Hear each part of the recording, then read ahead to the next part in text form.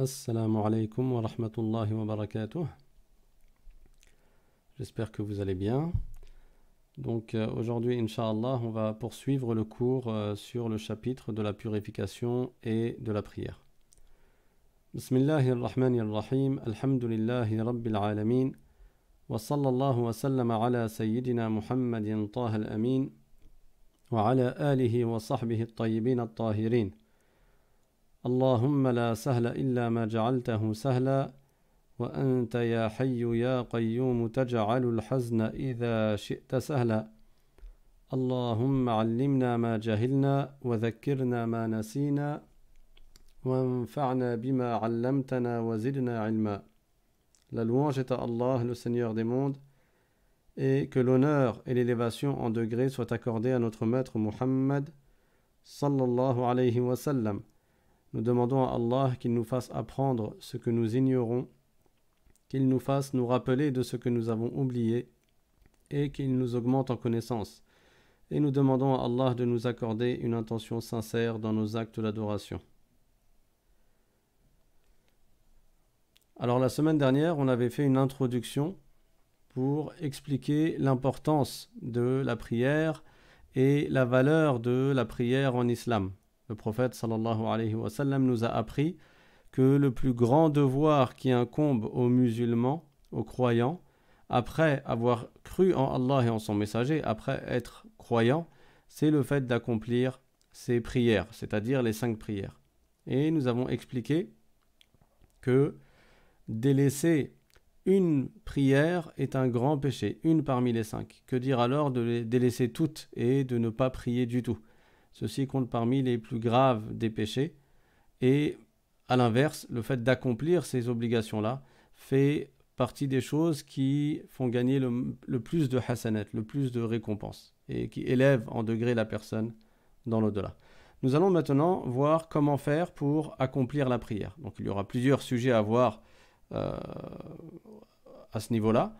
Et pour commencer, il faut savoir que pour que la prière soit valable, il y a 3 choses à prendre en compte. Avant de rentrer dans les actes à faire pendant la prière, il y a des choses à voir. Tout d'abord, il faut savoir que la prière est valable à partir du moment où on a rempli 3 choses, 3 conditions. Premièrement, les conditions de validité de la prière, il faut les réunir. Donc, quelles sont les conditions de validité de la prière? C'est ce que nous allons voir, Inch'Allah. Deuxièmement, quels sont les piliers de la prière? Et troisièmement, quelles sont les choses qui annulent la prière? Donc celui qui connaît ces 3 choses-là et qui applique en fonction de ces 3 choses-là, celui-là pourra faire une prière qui est valable, qui est correcte. Donc on voit bien qu'ici on parle de conditions de validité de la prière, dans le premier point, et dans le deuxième point on parle de piliers de la prière. Alors, c'est quoi une condition de validité de la prière? On va le mettre en premier. Une condition de validité, c'est ce qui ne fait pas partie de l'adoration et sans quoi l'adoration n'est pas valable. C'est ça une condition de validité. Il faut réunir toutes les conditions de validité de la prière pour que la prière soit valable. Qu'est-ce qu'une condition de validité? C'est ce qui ne fait pas partie de l'adoration et sans quoi l'adoration n'est pas valable. Donc une condition de validité de la prière ne fait pas partie de la prière. Tu ne la fais pas dans la prière, mais c'est quelque chose qui est indispensable pour la validité de la prière. Par exemple, la petite ablution. La petite ablution est une condition de validité de la prière. Pour que ta prière soit valable, il est indispensable de faire au préalable la petite ablution. Et si tu ne fais pas la petite ablution, si tu n'as pas la petite ablution, est-ce que la prière est valable? Non, la prière n'est pas valable sans la petite ablution. Et pourtant, la petite ablution ne fait pas partie de la prière. C'est pas dans la prière que tu commences à te laver le visage, les bras, etc. C'est au préalable, c'est avant d'entamer ta prière. Donc les conditions de validité, il faut les réunir. Et le deuxième point, c'est les piliers. C'est quoi un pilier? Et c'est quoi la différence avec une condition de validité? Un pilier, c'est ce qui fait partie de l'adoration, et sans quoi l'adoration n'est pas valable. Donc, tout comme la condition de validité, le pilier est indispensable pour la validité de la prière. Sans un pilier, celui qui n'accomplit pas tous ses piliers, celui qui manque un pilier, sa prière ne sera pas valable. Son adoration, qui est la prière, ne sera pas valable. Mais la différence avec la condition de validité, c'est que le pilier fait partie de l'adoration. Par exemple, parmi les piliers de la prière, il y a le fait de réciter la Fatiha. Dans la prière, on récite la première sourate du Coran qui est la Fatiha. Ça fait partie de la prière, ça fait partie de l'adoration. Et sans la Fatiha, l'adoration n'est pas valable.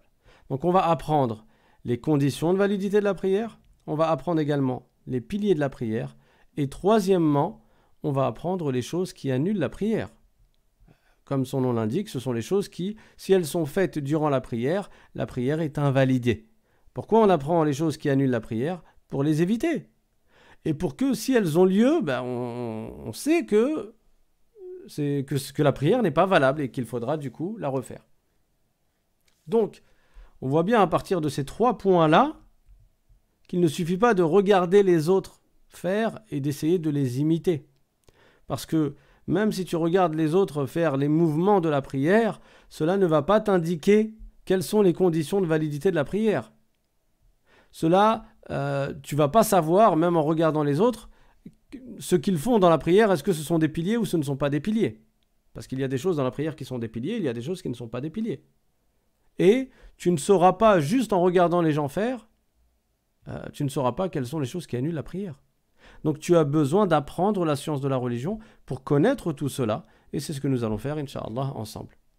Donc, il ne suffit pas d'avoir une bonne intention pour que notre prière soit valable et acceptée.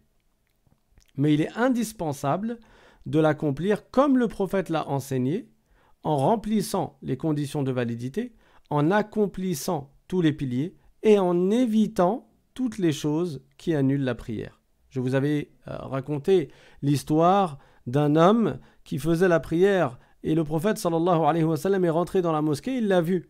Quand cet homme a fini la prière, il est parti voir le prophète sallallahu alayhi wa sallam, il lui a passé le salam et le prophète lui a dit, après lui avoir répondu le salam, retourne prier, retourne prier parce que tu n'as pas prié. Pourtant l'autre avait une bonne intention, il pensait bien faire, il considérait qu'il avait accompli sa prière. Mais sa prière n'était pas valable. Et à 3 reprises, il a essayé de la faire. À 3 reprises, le prophète lui a dit de retourner la faire. À la fin, la personne a dit que c'est ça ce que je connais. Je ne connais rien d'autre. Alors le prophète, sallallahu alayhi wa sallam, lui a enseigné comment accomplir la prière correctement. Donc, il est indispensable d'apprendre comment accomplir la prière correctement. Et on ne peut pas dire, oui, il suffit d'avoir l'intention. Il suffit d'avoir l'intention. À titre d'exemple, parmi les conditions de validité de la prière, il y a le fait de se diriger vers la Kaaba, de se diriger vers la Qibla, vers la Kaaba. C'est indispensable pour une prière que tu fais qui est obligatoire. Je ne parle pas des prières surérogatoires que l'on fait lorsqu'on est en voyage. Il y a des cas particuliers. Mais la prière qui est obligatoire, on doit la faire en se dirigeant vers la Kaaba. Il y a des gens, parfois, que tu peux voir dans certaines mosquées, à cause de l'orientation des murs, ils ne se dirigent pas vers la Kaaba. Et quand tu lui dis, mais la prière n'est pas valable ainsi, parce que parmi les conditions de validité de la prière, il faut se diriger vers la Kaaba. Certains vont te répondre, non mais l'important c'est que j'ai l'intention, Dieu il sait ce qu'il y a dans mon cœur. Alors oui, Dieu sait ce qu'il y a dans ton cœur, mais Dieu t'a ordonné de remplir les conditions de validité de la prière. Donc il n'est pas suffisant d'avoir une bonne intention dans le cœur pour que les actes soient agréés. Le prophète sallallahu alayhi wa sallam a dit dans un hadith que Allah agrée les actes de la personne à partir du moment où ils sont faits avec itqan. Les compagnons ont dit, ça veut dire quoi? Itqan, ô messager de Dieu. Et le prophète sallallahu alayhi wa sallam a répondu que c'est ce qui est fait avec sincérité, donc uniquement par recherche de l'agrément de Dieu, et qui est fait conformément à ce que le prophète a enseigné. Donc loin de toute innovation ou de tout acte qui ne correspond pas à ce que le prophète sallallahu alayhi wa sallam a enseigné. Donc, il ne suffit pas d'avoir une bonne intention pour que notre prière soit valable et acceptée, mais il est indispensable de l'accomplir comme le prophète l'a enseigné en remplissant les conditions de validité, donc c'est le premier point que j'ai mis ici. Deuxièmement, en accomplissant tous les piliers, c'est le deuxième point qu'on a mis et qu'on verra, Inch'Allah. Et troisièmement, en évitant toutes les choses qui annulent. Voilà. Celui qui apprend ces trois choses-là, il pourra faire une prière correctement. Le prophète, sallallahu alayhi wa sallam, a dit dans un hadith « Rubba qa'imin laysa lahu min qiyamihi illa as-sahar. Wa rubba sa'imin laysa lahu min siyamihi illa al-ju' wal 'atash. » C'est-à-dire, combien de gens font des prières surérogatoires et ils ne récoltent de leurs prières, c'est-à-dire les prières qu'ils font la nuit, ils n'en récoltent que le fait d'avoir veillé, donc que la fatigue. Ils passent des nuits à faire des prières sunna, et qu'est-ce qu'ils en récoltent? Juste la fatigue. Et combien de gens jeûnent et ne récoltent de cela que la faim et la soif? Il y a des gens qui font des jeûnes, mais ils ne récoltent que la faim et la soif. Et ce hadith a été rapporté par Ibn Hibban. On comprend bien que ça n'est pas juste parce que tu fais les actes apparents qui ressemblent à l'adoration qui a été enseignée et qui a été transmise par les savants, que cet acte est forcément valable. Non, pour qu'il soit valable, il faut qu'il réunisse les conditions que nous avons citées. Donc pourquoi ces gens font-ils autant d'efforts sans récolter de hasanat? De quels gens on parle? De ceux que le prophète sallallahu alayhi wa sallam a cités dans ce hadith. Pourquoi ils se fatiguent la nuit et ils n'ont rien au final? Pourquoi ils se fatiguent à ne pas manger et à ne pas boire? Et c'est quand même une épreuve que de ne pas manger et de ne pas boire. C'est un effort à fournir. Pourquoi ils ne récoltent rien? Pas de hasanat, rien. Il y a plusieurs possibilités. Soit la personne n'est pas musulmane, et donc ces actes d'adoration comme la prière ou le jeûne ne sont pas valables. Soit la personne est ignorante et elle n'a pas rempli toutes les conditions de validité dont on a parlé, elle n'a pas rempli tous les piliers, ou alors elle a fait un acte qui annule son adoration sans le savoir. Du coup, son adoration ne sera pas valable. Soit la personne est insincère. Et si elle est insincère, la prière qu'elle fait de façon insincère et le jeûne qu'elle accomplit de manière insincère, c'est-à-dire pour que les gens fassent son éloge, elle n'a pas de hasanat, elle n'a pas de récompense pour ces actes-là. Parce que le prophète sallallahu alayhi wa sallam a conditionné le fait de gagner des récompenses et que l'acte soit agréé, il l'a conditionné par, entre autres, le fait que la personne soit sincère, qu'elle fasse preuve de ikhlas. Et c'est quoi l'ikhlas? C'est le contraire de ar-riya, c'est le contraire de l'insincérité, et c'est le fait de faire l'acte uniquement par recherche de l'agrément de Dieu subhanahu wa ta'ala. Donc on va commencer aujourd'hui à parler de la plus connue des conditions de validité de la prière. La plus connue des conditions de validité de la prière. Celle que l'on répète quotidiennement. Parmi les conditions de validité de la prière, il y a la petite ablution. La petite ablution, on appelle ça le al-wudu. Le prophète sallallahu alayhi wa sallam a dit dans un hadith « Man tawadda'a kama umir wa salla kama umir, ghufira lahu ma taqaddama min dhanbih » C'est-à-dire celui qui accomplit l'ablution. Ici, ce qui est visé, c'est la petite ablution. Comme il a été ordonné de faire. Donc, celui qui accomplit la petite ablution, comme il a été ordonné de faire. Et qui accomplit la prière, as-salat, comme il a été ordonné de faire, lui seront pardonnés ses petits péchés antérieurs. Et ce hadith est rapporté par Ibn Hibban. J'ai placé ce hadith ici pour montrer la valeur et l'importance de cette adoration encore une fois. Donc la prière est très importante, mais elle n'est valable qu'avec les ablutions. Et celui qui fait ses ablutions avec les sunnas, il fait pas juste le minimum, il les fait de manière complète. Et il fait la prière également de manière complète avec les sunnas, celui-là, ses petits péchés antérieurs, les petits péchés qu'il a commis, seront effacés bi'idhnillahi ta'ala. Ainsi, celui qui s'applique à faire ses ablutions et sa prière correctement aura une grande récompense dans l'au-delà. Donc c'est quoi la petite ablution? En fait, ça consiste à laver certains de tes organes, à rincer avec de l'eau, à faire passer de l'eau sur certains de tes organes avec une intention précise, avec une intention particulière. C'est ça. Alors c'est quoi les organes que l'on doit laver pour faire la prière? C'est ce que nous allons voir tout de suite, Inch'Allah. Allah Ta'ala dit dans le Coran: Ya ayyuhalladhina amanu إذا قمتم إلى الصلاة فاغسلوا وجوهكم وأيديكم إلى المرافق وامسحوا برؤوسكم وأرجلكم إلى الكعبين. C'est-à-dire, ô vous, les croyants, quand vous vous apprêtez à faire la prière, lavez vos visages, vos mains et vos avant-bras jusqu'aux coudes, passez les mains mouillées sur vos têtes et lavez vos pieds jusqu'aux chevilles. Et ce verset est dans Surat Al-Ma'idah et c'est la ayah numéro 6. Donc, la petite ablution, telle que vous la connaissez, pour ceux qui la connaissent, habituellement, on entend qu'il faut laver plus de choses, ou en tout cas que les musulmans lavent plus de choses. Parce qu'il y a écrit que laver le visage, laver les mains et les avant-bras jusqu'au coude, passer les mains mouillées sur la tête et laver les pieds jusqu'aux chevilles. Donc là, on ne voit pas les oreilles, on ne voit pas le fait de laver l'intérieur de la bouche, l'intérieur du nez. Tout n'est pas écrit ici. Pourquoi ? Parce que ce qui est écrit ici, c'est les piliers de la petite ablution. C'est les actes qui sont obligatoires. Parce que dans le wudu, il y a des piliers, et on a vu c'est quoi un pilier. C'est une chose qui fait partie de l'adoration et sans quoi l'adoration n'est pas valable. Mais il y a également des actes surérogatoires, des actes sunnah, recommandés. Et c'est quoi un acte recommandé ? C'est un acte pour lequel, si tu l'accomplis, tu as des hasanats en plus, mais si tu le délaisses, ton adoration, elle reste valable. Ton adoration, elle reste valable, mais tu auras manqué des récompenses. Tu seras passé à côté de hasanat que tu aurais pu gagner. Donc, les piliers de la petite ablution, les piliers du wudu sont au nombre de 6. Il y a 6 piliers du wudu. Celui qui manque à un de ces piliers, son wudu n'est pas valable. Pourtant, dans le verset du Coran, il y a écrit dans le sens « Ô vous qui avez cru, quand vous vous apprêtez à faire la prière, lavez vos visages. » Donc voilà 1.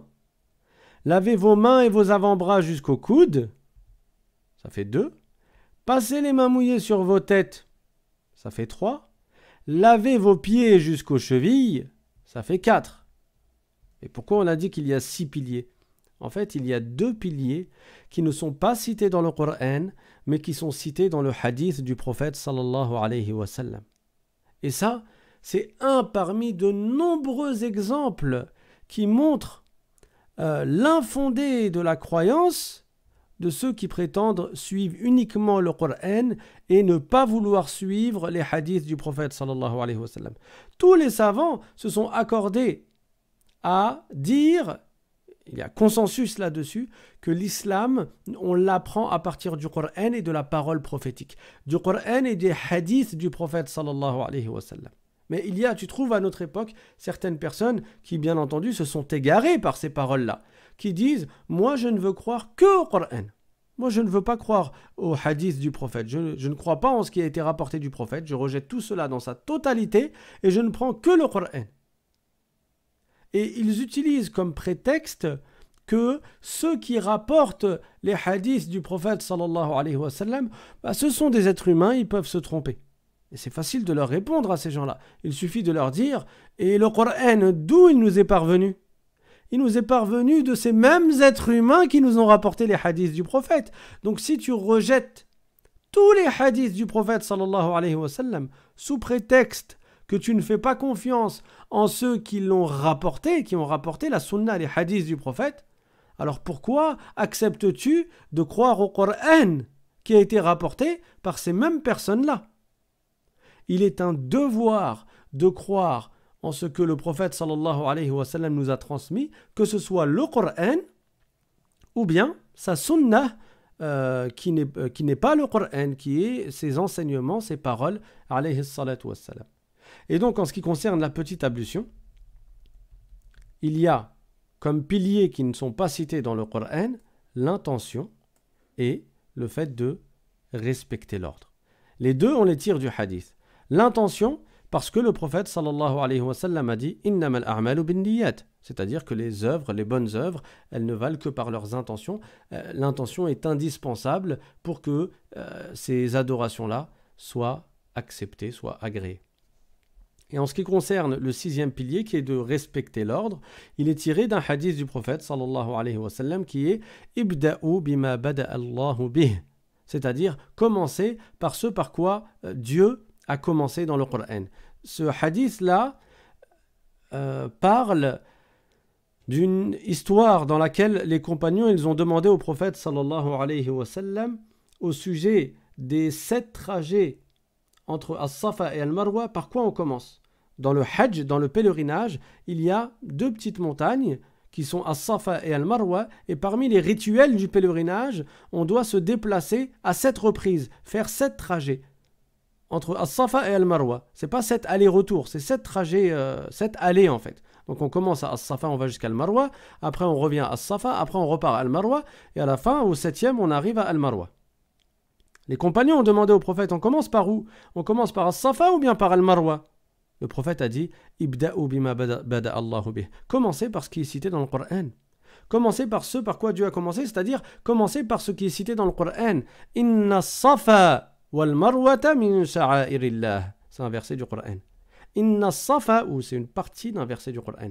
Inna as-Safa wal Marwata min sha'airillah. C'est quoi le premier mot qui est cité? As-Safa. Donc commencez par As-Safa. Vous allez me dire, oui, mais ça c'est dans le Hajj, c'est dans le pèlerinage. Il est où le rapport avec la petite ablution? Les savants ont établi une règle en islam. Et cette règle, qu'est-ce qu'elle stipule? Cette règle dit, Al-ibratu bi'umum al-lafzi la bi khusus as-sabab. C'est-à-dire que dans ce genre de hadith du prophète sallallahu alayhi wa sallam, ce qui est à prendre en considération, c'est la portée globale de la parole du prophète et ça n'est pas la cause spécifique pour laquelle le prophète a parlé. Dans le hadith ici, c'est quoi la cause qui a fait que le prophète a dit cette phrase? C'est que les compagnons ont demandé par quoi on commence, par As-Safa ou Al-Marwa. Donc c'est quelque chose qui est restreint, qui est spécifique, qui concerne le pèlerinage. D'accord. Al-ibratu bi'umum al-lafzi la bi khusus as-sabab. Ce qui est à prendre en considération, c'est la portée globale de la parole du prophète. Et ça n'est pas la spécificité de la cause pour laquelle le prophète a parlé. Et c'est quoi la phrase du prophète? C'est commencer par ce qui est cité dans le Coran en premier. Voilà pourquoi respecter l'ordre est un pilier dans le pèlerinage, mais c'est un pilier également dans la petite ablution, et c'est un pilier également dans la prière. Donc je vais fermer cette parenthèse, et on va voir maintenant quels sont les piliers de la petite ablution. Donc, les piliers de la petite ablution sont les suivants. Premièrement, l'intention. On met l'intention dans le cœur de faire le wudu au moment où on lave le visage. Puisque le deuxième pilier, ça va être de laver le visage. Au moment où tu laves le visage, pourquoi tu laves le visage? Parce que tu fais le wudu. Donc, au moment où tu vas commencer à laver la première partie du visage, tu as l'intention dans le cœur de faire la petite ablution. Tout simplement. Tu mets l'intention de faire la petite ablution. Ça veut dire quoi, tu mets l'intention de faire la petite ablution? Tu ne te laves pas pour autre chose. Tu ne te laves pas sans intention. Par exemple, si quelqu'un s'est réveillé le matin et il a envie de se rafraîchir, il vient de se réveiller, il a besoin de se lever quoi, et d'être en forme, et donc il va se rincer le visage. Après s'être rincé le visage, il se dit « Ah mais au fait, je peux faire le wudu maintenant, je peux faire la petite ablution maintenant. Et il s'avère que j'ai déjà lavé mon visage. Allez, je vais laver les autres membres maintenant de la petite ablution. » Est-ce que c'est valable pour lui? Est-ce que la petite ablution est valable? Non, elle n'est pas valable. Pourquoi? Parce qu'au moment où il avait lavé le visage, il ne l'avait pas fait parce que c'était la petite ablution. Il l'avait fait sans intention. Et donc, ça n'est pas considéré comme étant... il n'est pas considéré comme ayant lavé son visage dans la petite ablution. Donc, il est indispensable de mettre l'intention au moment de laver la première partie du visage. Ensuite, donc tu mets l'intention au moment où tu laves la première partie du visage. C'est pas compliqué l'intention. Hein. Il n'y a pas besoin de formuler une phrase dans son cœur. Il n'y a pas besoin de dire dans son cœur j'ai l'intention de faire la petite ablution. Non, une intention ça dure un instant. C'est juste le fait que dans le cœur tu es présent à l'esprit que c'est pour la petite ablution que tu laves ton visage, que c'est la petite ablution que tu es en train d'accomplir. Tout simplement. Le deuxième pilier consiste à laver le visage en entier. Donc, tu prends de l'eau dans tes mains et tu vas laver ton visage. C'est bien de commencer par le haut du visage et tu vas laver tout ton visage. Tu ne laves pas l'intérieur des yeux, hein, bien sûr. Mais sinon, tu vas laver tout le visage, c'est-à-dire tout ce qui est apparent du visage. Et c'est quoi le visage? Donc, c'est de la limite du cuir chevelu, donc de l'endroit où les cheveux poussent habituellement, jusqu'au menton. Ça, c'est verticalement, les limites du visage du point de vue vertical. Et horizontalement, c'est d'une oreille à l'autre. Et les oreilles n'en font pas partie. Et si un homme a une barbe épaisse, c'est-à-dire que quand tu es en face de lui et que tu discutes avec lui, tu ne vois pas la peau à travers sa barbe. Alors lui, il n'est pas nécessaire pour lui de laver l'intérieur de la barbe, mais il suffit de laver la partie apparente de la barbe. Voilà. Donc, tu as mis l'intention au moment où tu as commencé à laver ton visage et tu laves ton visage en entier. Le troisième pilier consiste à laver les mains et les avant-bras. Même si tes mains, elles étaient déjà mouillées. Parce que quand tu t'es lavé le visage, forcément tes mains elles se sont mouillées. Mais c'est à ce moment-là où il y a le pilier de laver les avant-bras avec les mains comprises. Jusqu'aux ongles, avec les ongles. Donc de l'extrémité des doigts jusqu'au coude compris. Le quatrième pilier, après que tu te sois lavé les mains et les avant-bras, tu passes la main mouillée sur la tête ou sur une partie de la tête. Selon l'imam Shafi'i, il n'est pas nécessaire de passer la main mouillée sur toute la tête, mais il suffit de passer la main mouillée sur une partie de la tête. Le cinquième pilier, c'est laver les pieds jusqu'aux chevilles comprises. Donc tout comme les coudes étaient inclus, ils étaient compris dans le lavage des bras, de la même manière, pour les pieds, il faut laver les chevilles avec les pieds, les orteils, etc. Et le sixième pilier, c'est respecter l'ordre, c'est-à-dire faire les piliers du wudu selon l'ordre dans lequel ils ont été cités, de sorte qu'intervienne d'abord l'intention au moment du lavage du visage, puis le lavage du visage, puis le lavage des mains et des avant-bras, puis le passage de la main mouillée sur une partie de la tête, et enfin le lavage des pieds. Voilà. Si tu as compris ça, tu sais faire la petite ablution. Donc tu mets l'intention au moment où tu te laves le visage. Tu te laves le visage, tu laves les mains et les avant-bras, tu passes avec les coudes bien sûr, tu passes la main mouillée sur la tête, tu te laves les pieds et c'est réglé. Tu auras fait la petite ablution. Maintenant, est-ce que on se contente de cela? Bien sûr que non. Ça c'est le minimum et c'est important de connaître le minimum. Parce que si un jour tu n'as pas le temps de la prière va sortir, tu es pressé, il faut que tu te précipites à faire la petite ablution avant que le temps de la prière ne sorte, qu'est-ce que tu vas faire? Tu ne vas pas faire toutes les sunnas, tous les actes recommandés. Parce que là, le temps, il va sortir, le temps, il est en train de couler, il est en train de s'écouler. Donc tu vas faire le minimum du wudu pour te dépêcher d'entrer dans la prière avant que le temps de la prière sorte. C'est pour ça que tu as besoin de savoir. C'est quoi les piliers de la prière? Un autre exemple, si tu n'as pas beaucoup d'eau, tu es dans un endroit où il n'y a pas d'eau, et toi tu as juste le fond d'une bouteille d'eau. Tu n'as pas assez d'eau pour faire les ablutions de manière complète avec toutes les sunnas, avec tous les actes recommandés. Et tu fais quoi?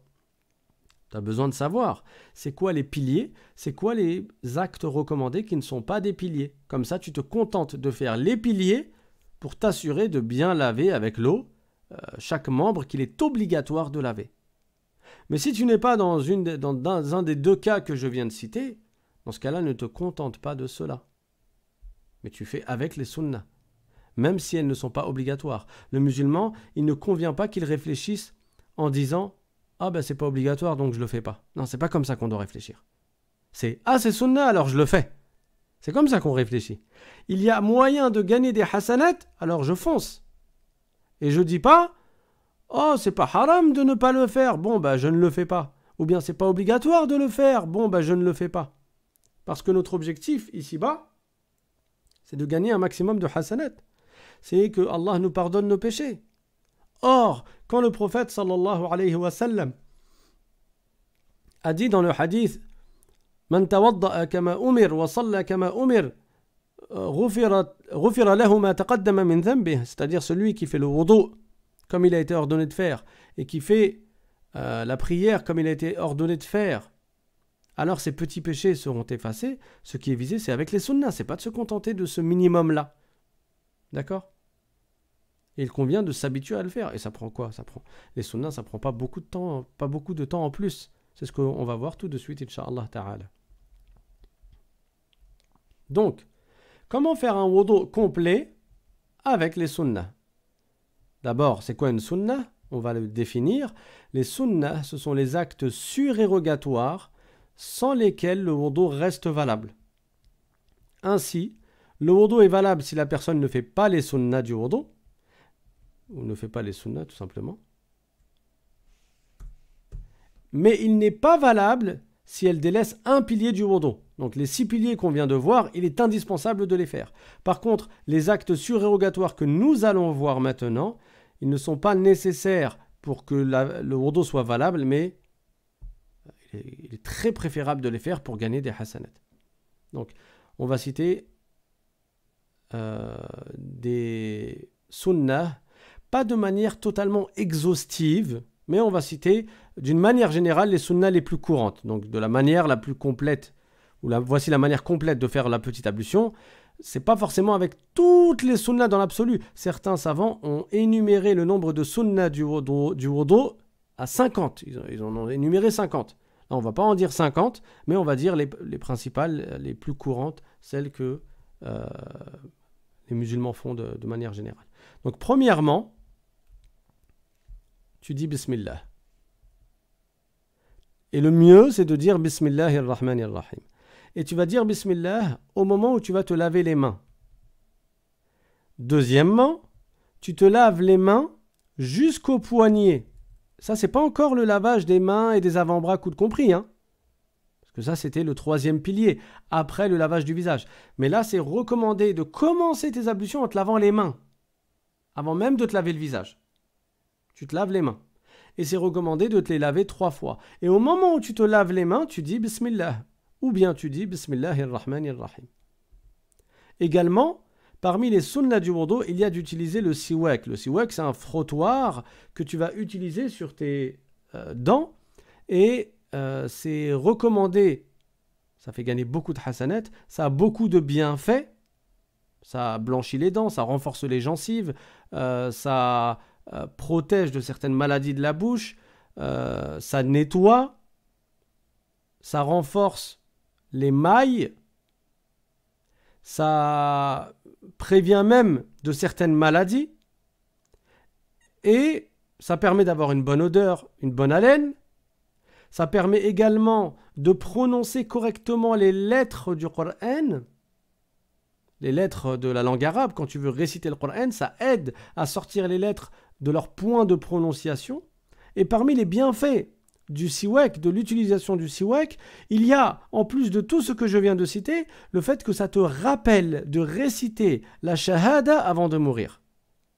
Ça te rappelle de réciter l'attestation de foi, les 2 témoignages au moment où tu vas mourir. Donc il y a énormément de bienfaits.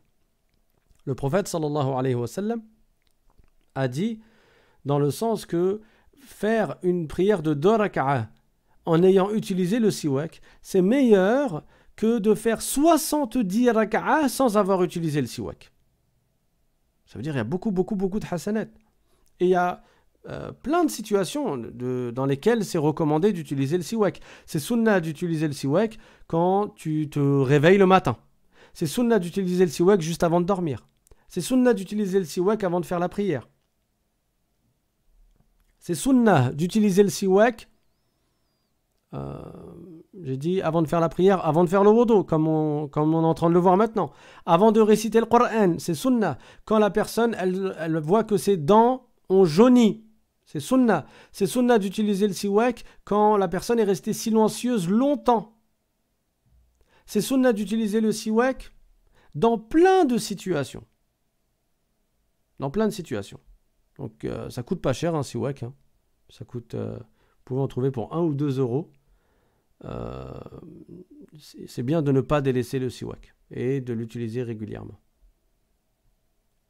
Parmi les sunnahs du wudu, alors le siwak, tu l'utilises quand? Certains savants ont dit avant de se laver les mains. Et d'autres savants ont dit après s'être lavé les mains. Et avant de se laver la bouche. Et donc, la sunna suivante consiste à se rincer la bouche. C'est-à-dire que tu vas mettre avec ta main droite de l'eau.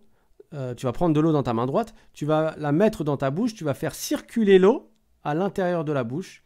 Et donc en la faisant déplacer dans la bouche. Puis, tu la recraches. Et c'est recommandé de le faire 3 fois. Le minimum de cette sunna consiste à mettre de l'eau dans la bouche. Mais le mieux, comme le prophète sallallahu alayhi wa sallam faisait, c'est de mettre dans la bouche l'eau, de la faire tourner dans la bouche. Tu fais des va-et-vient et après tu la recraches. Et c'est recommandé. En fait, tous les actes du wudu, c'est recommandé de les faire 3 fois. Donc c'est pour ça que j'ai précisé à la fin 3 fois. C'est recommandé aussi de se rincer le nez. Tout ceci a lieu avant le visage. Tu te laves les mains en disant Bismillah, tu te rinces la bouche, tu as utilisé le siwak, tu te rinces le nez. Tout ça, c'est avant le pilier du lavage du visage.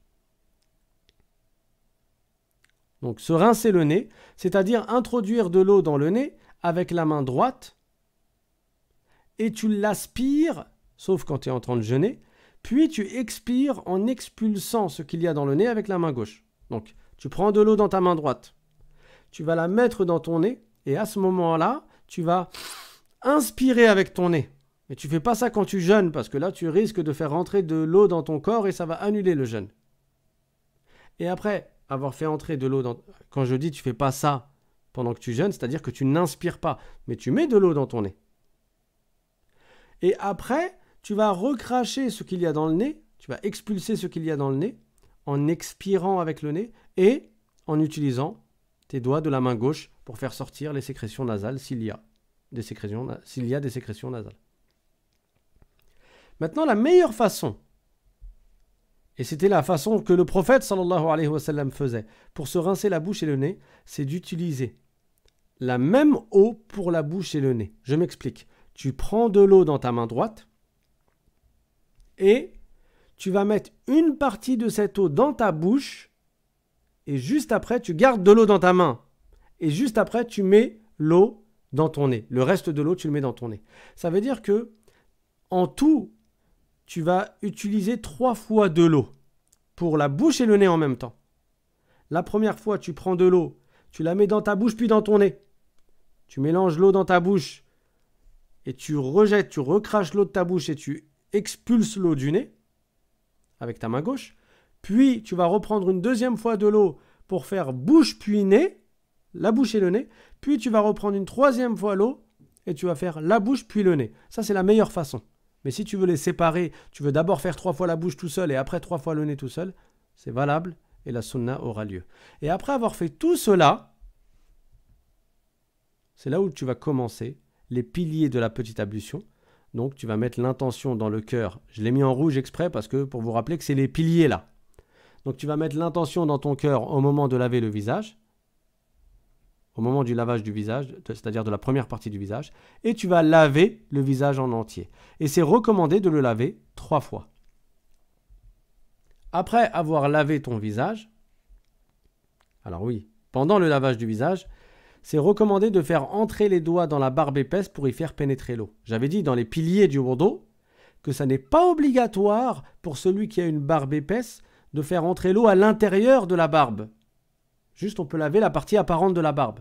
C'est pas obligatoire de mettre l'eau à l'intérieur jusqu'à la peau. Certes, mais c'est recommandé. Donc, parmi les sunnas du wudu, pour ceux qui ont une barbe épaisse, il y a de faire passer l'eau partout dans la barbe, jusqu'à la peau. La sunna suivante, laver les mains, là c'est un pilier, c'est en rouge, laver les mains et avant-bras jusqu'au coude compris. Donc, c'est le pilier que nous avions vu après le lavage du visage. Et c'est recommandé de les laver 3 fois. Parmi les sunnas, il y a de commencer par le bras droit, puis le bras gauche. Donc quand tu as fini de laver ton visage, tu vas d'abord commencer par le bras droit et après le bras gauche. Et le mieux, c'est donc tu vas prendre de l'eau dans ta main droite et tu vas faire couler à partir de ta main l'eau vers le coude. Et tu vas t'aider, bien sûr, avec ta main gauche pour faire circuler l'eau partout. Et tu fais cela 3 fois. Et après, tu passes au bras gauche. Donc, on commence par le bras droit, puis le gauche. Parmi les sunnas du wudu, il y a aussi entrecroiser les doigts de ses 2 mains pour faire pénétrer l'eau entre les doigts. Ça s'appelle le takhlil, takhlilul asabi'. C'est-à-dire que tu vas écarter tes doigts de chaque main et tu vas faire passer les doigts de la main droite dans les doigts de la main gauche. Tu vas croiser les doigts en fait. Pourquoi ? Pour insister dans la pénétration de l'eau partout entre les doigts. C'est recommandé de faire cela également. Ensuite, il y a le pilier suivant qui était de passer la main mouillée sur la tête. On a dit que c'était suffisant de passer la main mouillée sur une partie de la tête. Alors, où est la sunna ici? La sunna consiste à passer la main mouillée sur toute la tête. Avec une eau nouvelle, bien entendu. Comment tu fais pour passer la main mouillée sur toute la tête? Il y a une méthode. Comment le prophète sallallahu alayhi wa sallam faisait? Il mettait ses 2 pouces au niveau des tempes. Donc faites-le en même temps là. Il mettait les 2 pouces au niveau des tempes et les 2 index au niveau du haut du front qui se juxtaposaient. Donc là tu mets 1 pouce au niveau de la tempe droite et 1 pouce de l'autre main au niveau de la tempe gauche et tes 2 index ils vont se toucher en haut du front. Et ensuite tu vas reculer tes 2 index en faisant toucher la tête, en touchant la tête jusqu'à l'arrière de la tête. Si tu as les cheveux suffisamment longs de sorte à ce qu'ils se rabattent en avant, quand tu vas faire un demi-tour, tu fais un demi-tour. Tes index qui sont à l'arrière de la tête, tu les fais revenir à l'avant. Comme ça, à l'aller, ça a touché une partie du cheveu et au retour, ça a touché l'autre partie des cheveux. Ça, c'est dans le cas où tu as des cheveux suffisamment longs.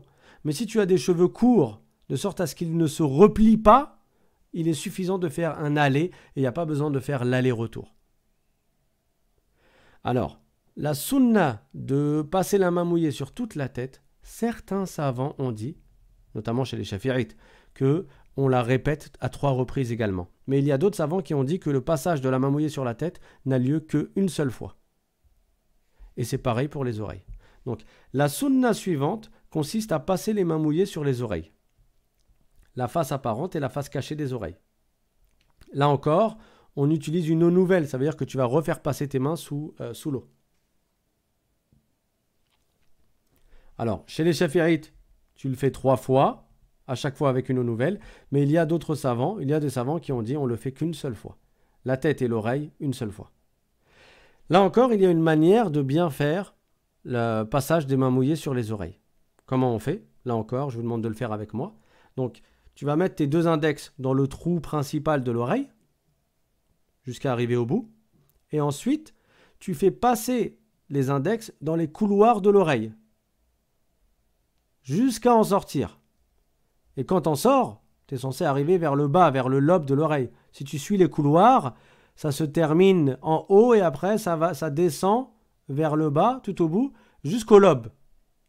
Et ensuite, tes pouces, tu les fais passer derrière l'oreille, la partie qui est collée à la tête, qui donne vers la tête. Et tu les fais passer du bas, au niveau du lobe, jusqu'en haut de l'oreille. Donc pareil, c'est un peu circulaire, ça va faire comme un demi-cercle. Quand tu as fini ça, tu prends tes paumes de main et tu vas appuyer sur tes oreilles avec les paumes des mains. Ça, c'est la meilleure manière de passer la main mouillée sur les oreilles. Quand tu as fini ça, tu passes au pilier suivant, qui est le lavage des pieds. Donc laver les pieds jusqu'aux chevilles comprises. Et là encore, c'est recommandé de le faire 3 fois. C'est recommandé aussi de commencer par le pied droit, puis le pied gauche. Et c'est recommandé également de faire le takhlil. Vous vous rappelez du takhlil? En ce qui concernait les mains, pour ce qui est des mains, ça consistait à entrecroiser les doigts d'une main dans l'autre. Le takhlil pour les pieds, c'est différent. Tu ne vas pas entrecroiser tes orteils avec les orteils de l'autre pied, ça, tu ne vas pas réussir. La sunna du takhlil pour les pieds, comment on l'a fait? Tu prends ton auriculaire. Donc c'est le petit doigt de la main gauche et tu le fais passer entre les orteils en commençant par la droite du pied droit. Donc entre le petit orteil et celui d'après, tu vas passer ton auriculaire de la main gauche. Ensuite, entre les 2 orteils suivants. Ensuite, entre les 2 orteils suivants, etc., etc. Et après, tu vas au pied gauche. Le pied gauche, tu suis dans la même direction. C'est-à-dire que tu vas commencer là par le gros orteil. Et tu vas descendre jusqu'au petit orteil. Ensuite, donc il y a le pilier qui est de respecter l'ordre. C'était le 6e pilier. Et là, on va parler d'autres sunnas du wudu. Donc c'est recommandé de passer la main mouillée sur les membres durant le lavage. Alors oui, tu peux être sous la douche et mettre l'intention de faire le wudu et tu es en train de laver ton visage juste en laissant le pommeau de douche jeter l'eau sur ton visage. Tu peux le faire. Mais le mieux, c'est quoi? Le mieux, c'est d'utiliser tes mains pour faire circuler l'eau sur ton visage. Tu fais circuler avec ta main gauche l'eau sur ton bras droit. Tu fais circuler avec ta main droite l'eau sur ton bras gauche, etc., etc. Donc, le fait de passer la main sur les membres durant le lavage, c'est ce qu'on appelle ad-dalk, c'est sunnah chez les shafi'ites. Il y a d'autres savants qui ont dit que c'était même obligatoire. Parmi les sunnahs, il y a ce qu'on appelle al-muwalat. Al-muwalat, c'est la successivité, donc c'est le fait de faire les actes en continu. Les membres, on va les laver les uns à la suite des autres. Donc on va laver le membre avant que le membre précédent ait eu le temps de sécher. Tu commences pas le wudu et tu t'arrêtes en plein milieu et tu vas aller faire tes courses et tu reviens et après tu termines le wudu. Non, tu fais tout dans l'ordre et de manière successive. Et ça veut dire quoi de manière successive? Ça veut dire que tu entreprends le lavage du membre suivant avant que le membre précédent n'ait eu le temps de sécher. Et cette sunna-là, il y a d'autres savants qui ont dit que ça n'est pas qu'une sunna, mais que c'est obligatoire également. Parmi les sunnas du wudu, et ça c'est une sunna qui est très importante, il y a le fait d'utiliser peu d'eau dans le wudu. Le prophète sallallahu alayhi wa sallam, il faisait le wudu avec un moud. Un moud, c'est quoi? C'est le plein de 2 mains jointes pour quelqu'un qui a les mains de taille moyenne. Si tu réunis tes 2 mains, comme si tu allais prendre de l'eau dedans, si tu remplis ces 2 mains, c'est ça un moud. Si tu as des mains de taille moyenne, c'est ça un moud. Le prophète, il faisait tout son wudu avec un moud.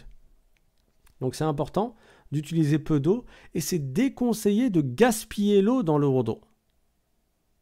C'est déconseillé de gaspiller l'eau. Parmi les sunnas du wudu, je ne suis pas sûr de l'avoir noté après, mais je l'ai noté à chaque fois, c'est le fait de laver 3 fois les membres et pas plus. C'est déconseillé de laver plus que 3 fois. C'est déconseillé de laver plus que 3 fois, c'est-à-dire en tant que wudu. Je ne parle pas de celui qui a voulu laver une 4e fois juste pour se rafraîchir. Je parle de en tant que petite ablution, s'il se lave plus que 3 fois, c'est déconseillé. Et il y a même des savants qui ont dit que c'était haram. Donc faire attention à bien appliquer comme le prophète sallallahu alayhi wa sallam a dit de faire. Parmi les sunnas du wudu, il y a dépasser ce qu'il est obligatoire de laver lors du lavage du visage, et c'est ce qu'on appelle al-ghurra.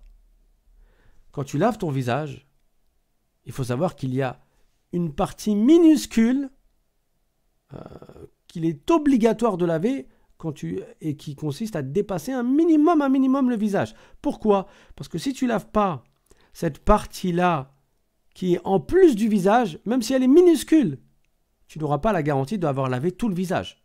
Et les savants ont dit c'est-à-dire ce sans quoi l'obligation n'est pas accomplie est obligatoire. Si une chose est nécessaire pour que l'obligation soit accomplie, cette chose qui est nécessaire, elle est obligatoire aussi. Parce que si tu ne la fais pas, ton obligation ne sera pas accomplie. Donc, pour être sûr d'avoir bien lavé ton visage, c'est un devoir de dépasser un minimum le visage. Même l'épaisseur des ongles que tu coupes. Tu sais, quand tu coupes tes ongles, c'est quoi? C'est tout petit ce que tu coupes. L'épaisseur de ce que tu coupes, c'est tout petit. Même si tu dépasses le visage de ça, c'est suffisant. Ça, c'est obligatoire pour être sûr d'avoir bien lavé ton visage en entier. Mais le fait de dépasser plus que cela, quand tu laves ton visage, c'est recommandé. C'est sunnah. Et ça s'appelle al-ghurra. Et pareil pour le fait de dépasser ce qu'il est obligatoire de laver lors du lavage des mains et des pieds. C'est ce qu'on appelle at-tahjil. Quand tu te laves les bras, les mains et les avant-bras, le fait de dépasser en lavant au-dessus du coude et avant l'épaule, c'est sunnah. Et quand tu te laves les pieds, le fait de dépasser jusqu'à au-dessus de la cheville et avant le genou, c'est recommandé, c'est sunnah. Et il faut savoir que le prophète sallallahu alayhi wa sallam nous a appris qu'au jour dernier, il va reconnaître les musulmans de sa communauté par cette sunna-là. Al-ghurra et at-tahjil. Parce que les compagnons, ils ont dit au prophète sallallahu alayhi wa sallam, mais comment tu vas nous reconnaître au jour du jugement? Et il a dit, les gens de ma communauté, ils vont venir en ayant al-ghurra et al-tahjil, c'est-à-dire qu'ils seront illuminés à ces endroits-là du fait du wudu qu'ils ont fait avec cette sunna-là. Parce qu'ils ont dépassé lors du lavage du visage et des bras et des pieds, ils seront illuminés. Et ça, c'est quelque chose qui est spécifique à la communauté du prophète Mohammed sallallahu alayhi wa sallam. C'est-à-dire que les musulmans des autres communautés, ils avaient des ablutions, hein, ils avaient des prières, ils faisaient les ablutions eux aussi. Mais la sunna de al-ghurra et al-tahjil est spécifique à la communauté du prophète Mohammed sallallahu alayhi wa sallam. Et c'est ainsi que le prophète nous reconnaîtra, incha'Allah, au jour dernier. Et pour finir, quand tu as terminé le wudu, c'est recommandé de dire Ashhadu an la ilaha illallah wahdahu la sharika lah wa ashhadu anna Muhammadan abduhu wa rasuluh Allahumma ja'alni min at-tawwabin wa ja'alni min al-mutatahhirin. C'est-à-dire, je témoigne qu'il n'est de Dieu que Dieu, l'unique qui n'a pas d'associé, et je témoigne que Muhammad est son esclave et son messager. Ô Allah, fais que je sois au nombre de ceux qui se repentent et que je sois au nombre de ceux qui se purifient. Le prophète sallallahu alayhi wa sallam a dit que celui qui fait ses ablutions, bien sûr avec les sunnahs, comme là j'ai indiqué, et qui récite cette parole après avoir fait le wudu, Ashhadu an la ilaha illallah wahdahu la sharika lah wa ashhadu anna Muhammadan abduhu wa rasuluh Allahumma ij'alni min at-tawwabin wa ij'alni min al-mutatahhirin. Celui-là, les 8 portes du paradis lui seront ouvertes et il entrera par la porte qu'il souhaitera. Donc il y a un grand bien, un grand bénéfice et une grande récompense à faire ces sunnahs-là et notamment cette dernière sunnah que nous venons de citer. Donc on va s'arrêter là pour aujourd'hui. J'ai dépassé le temps, hein, j'avais dit 45 minutes et 15 minutes de questions. Mais c'était pour pas couper le chapitre des sunnahs du wudu en deux. Donc aujourd'hui on a vu c'est quoi les piliers du wudu, les 6 piliers du wudu, l'intention, laver le visage, laver les mains et les avant-bras, coudes compris, passer la main mouillée sur la tête, laver les pieds et respecter l'ordre. Et on a vu un certain nombre de sunnahs, les sunnahs principales qu'il convient de faire lors du wudu. Walhamdulillahi rabbil alamin. Wa sallallahu wa sallama ala sayyidina Muhammadin taha al-amin wa ala alihi wa sahbihi at-tayyibin at-tahirin. Je laisse la place maintenant pour ceux qui ont des questions à poser. Alors en attendant que vous écriviez vos questions, vous pouvez réviser en recliquant sur le lien. Bien sûr, si une personne n'a jamais su et n'a jamais appris comment on fait le wudu, c'est pas en une écoute comme ça qu'elle va pouvoir maîtriser. Mais le texte que vous venez de lire, il sera dans la description de la vidéo YouTube, donc vous y avez accès, Inch'Allah Ta'ala, pour réviser. Et sur la chaîne YouTube L'Islam Simplement, on avait déjà fait 2 vidéos séparées, une sur les piliers de la petite ablution et une sur les sunnahs de la petite ablution. Inch'Allah, vous y avez accès aussi, c'est sur la chaîne et on vous mettra également les liens dans la description de cette vidéo. Là, c'était des vidéos explicatives avec des dessins et des schémas. Donc ça peut être pratique pour bien retenir. Alors il y a une question. Est-ce que c'est recommandé de regarder le ciel à la fin du wudu? Oui, la réponse est oui. Quand tu récites la parole que j'ai citée, c'est recommandé de lever le regard vers le ciel. Il y a une autre question. Comment faire pour comprendre le Coran en attendant de comprendre l'arabe? Si c'est déconseillé de lire le Coran en français et comment améliorer nos prononciations. Alors, le Coran, même pour un arabophone, il ne l'apprend pas, il ne le comprend pas juste en se basant sur sa propre lecture. Parce que la science de la religion, elle s'apprend à l'oral, elle s'apprend de bouche à oreille, auprès d'enseignants qui eux-mêmes ont appris auprès d'enseignants, et ainsi de suite, jusqu'aux compagnons qui ont appris du prophète sallallahu alayhi wa sallam. Donc, même un arabophone ne peut pas se contenter de sa propre réflexion et de sa propre compréhension pour lire les versets en arabe et se faire une compréhension à lui. Non, il est indispensable d'apprendre la signification des versets du Coran auprès des enseignants. C'est pour ça que Abdullah ibn Omar, radiyallahu anhu, par exemple, lui ou bien Abdullah ibn Abbas, un des deux, il a mis 8 ans à apprendre Surat al-Baqarah. Surat al-Baqarah, 49 pages. Et il y a des gens qui l'apprennent en quelques jours ou à la limite quelques semaines. Mais lui, il a mis 8 ans à apprendre Surat al-Baqarah. Pourquoi? Parce qu'il a appris Surat al-Baqarah en ayant étudié les significations de Surat al-Baqarah. Et ça lui a pris du temps. Donc, celui qui ne comprend pas l'arabe, mais même celui qui comprend l'arabe, comment il fait pour comprendre le Coran? En apprenant auprès de gens de science qui ont eux-mêmes appris, auprès de savants, etc., jusqu'au prophète sallallahu alayhi wa sallam. Maintenant, en ce qui concerne la lecture du Coran, il est évident qu'on ne le lit pas en français. Ça, c'est une évidence.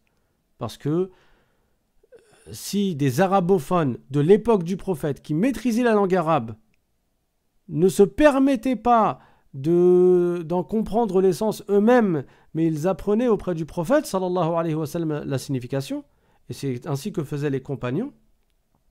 Alors que dire de personnes qui sont arrivées 1400 ans plus tard et qui se sont considérées aptes à traduire l'essence du Coran en phrases courtes, puisque c'est des traductions quasiment littérales. Comment peuvent-ils, ou comment une telle traduction peut-elle donner le sens qu'il y a dans le verset en arabe, alors que les versets en arabe sont extrêmement riches et que le Coran, c'est ce qu'il y a de plus éloquent. Donc, un seul verset, parfois, nécessite toute une explication en français. Ce n'est pas juste en faisant de la traduction mot à mot. Et maintenant, la dernière question, comment améliorer nos prononciations? C'est pareil, c'est en étudiant auprès d'un enseignant qui lui-même a étudié, etc. On apprend auprès d'enseignants les points de prononciation, comment faire sortir les lettres correctement, et on se fait corriger lors de notre récitation du Coran.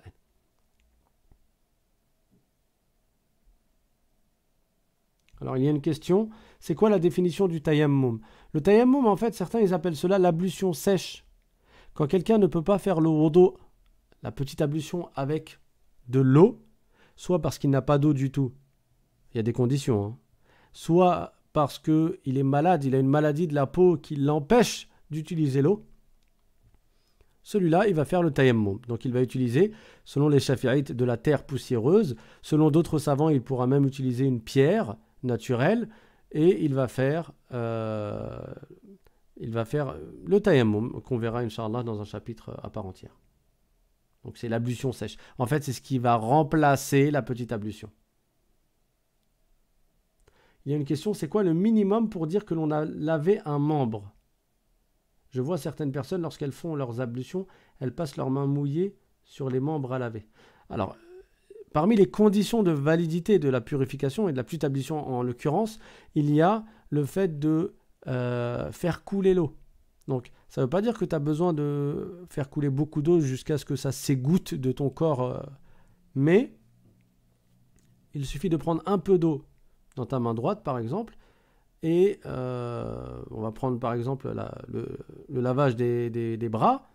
Cette petite quantité d'eau, tu la fais circuler dans ton bras et tu fais passer, tu vas t'aider avec l'autre main. Mais tu ne vas pas juste mouiller ta main et tamponner tes membres ou bien faire comme un essuyage des membres. Ça, c'est spécifique à la tête. La tête, on l'essuie. On prend de l'eau avec laquelle on va mouiller notre main et après, on va essuyer la tête. Mais pour les autres membres, le visage, les bras, les pieds, il est indispensable de faire couler l'eau. Alors, il y a une autre question. Comment faire le wudu si une personne a un bandage à ne pas mouiller? Alors, il y a des détails. Si tu veux, repose-moi la question par email et je te donnerai les détails. Parce que là, ça devient des détails assez... des détails détaillés, on va dire. Donc, Inch'Allah, je te répondrai personnellement. Envoie la question par mail. Mais le bandage, on ne peut même pas le mouiller? Ou bien on ne peut pas mouiller ce qu'il y a en dessous du bandage, mais on peut quand même mouiller le bandage? Réponds à cette question-là par email afin que je puisse répondre à ta question.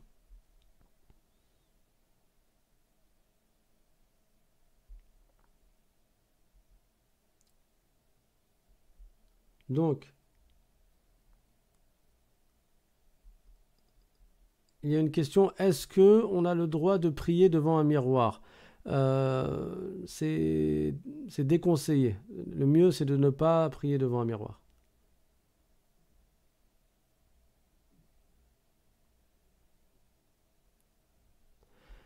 Alors, il y a une autre question, là, pour une personne qui a fait une opération.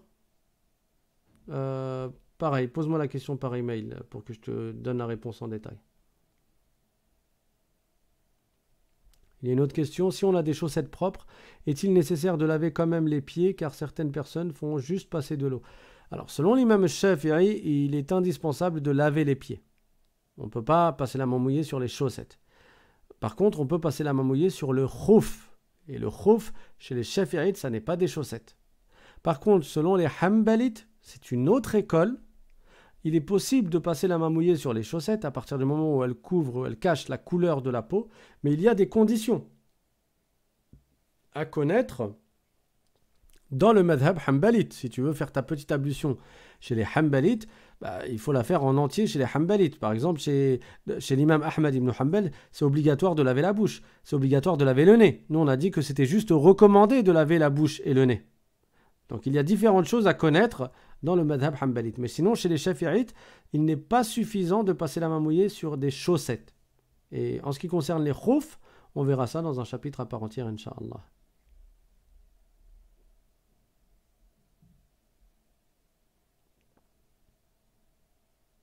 Alors il y a une question. Quand la personne fait le wudu, dès qu'elle passe la main mouillée sur la tête, elle s'essuie avec la serviette avant de laver ses pieds. Est-ce que c'est valable? Oui, c'est valable. Mais c'est pas le mieux. C'est pas le mieux, mais c'est valable. Il y a une question, pourquoi c'est déconseillé la salade devant un miroir? Est-ce que tu arrives à te concentrer alors que tu as le miroir devant toi et tu te regardes? Les savants ont dit, même le tapis de prière, ou bien, oui, le tapis de prière, il convient qu'il n'ait pas des coloris et des couleurs flash avec des dessins pour pas que tu sois distrait dans ta concentration et dans ton khushu'. Le tapis de prière. Alors imagine un miroir où la personne elle va passer son temps à se regarder. Ça déconcentre, ça enlève le khushu'. Il y a une autre question, est-ce qu'on peut s'essuyer le corps après le wudu dans la salle de bain? Alors, c'est pas nécessaire de préciser dans la salle de bain, mais d'une manière générale, tu peux essuyer ton corps après le wudu, mais c'est mieux de ne pas essuyer. Après, si tu me dis il fait froid, bien sûr que tu vas t'essuyer. Tu vas pas faire en sorte de tomber malade.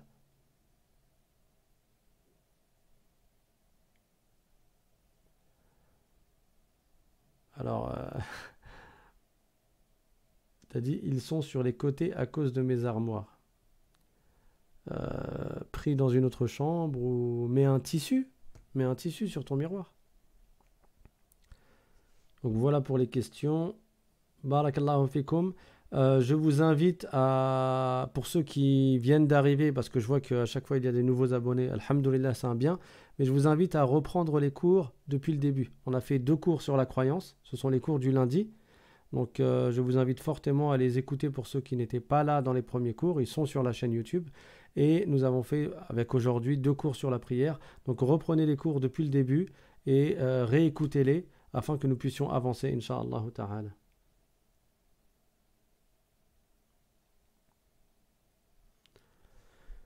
Alors, il y a une question. Si une personne a attaché ses cheveux avec un élastique, est-il obligatoire de les détacher pour essuyer la tête? Euh, Déjà, l'homme, il ne fait pas de queue de cheval. Il a le droit d'avoir les cheveux longs. Le prophète sallallahu alayhi wa sallam avait ses cheveux qui poussaient jusqu'aux épaules. Après, il les coupait jusqu'aux oreilles. Après, il les laissait repousser jusqu'aux épaules. Et pendant le pèlerinage, il a rasé ses cheveux. Il a rasé sa tête. Mais tu peux avoir les cheveux longs, mais tu ne mets pas d'élastique si tu es un homme. C'est-à-dire que tu ne fais pas de queue de cheval. Ça, c'est quelque chose qui est spécifique aux femmes. Maintenant, chez l'imam Shafi'i, bien sûr, il est suffisant de passer la main mouillée juste sur une partie de la tête. Donc, si toi, tu me parles de la validité du pilier, qui est de passer la main mouillée sur la tête, c'est suffisant. Même si tu mets un doigt au centre de ta tête en haut, là, juste pour toucher les cheveux qui sont au-dessus, au niveau de ta tête, c'est suffisant.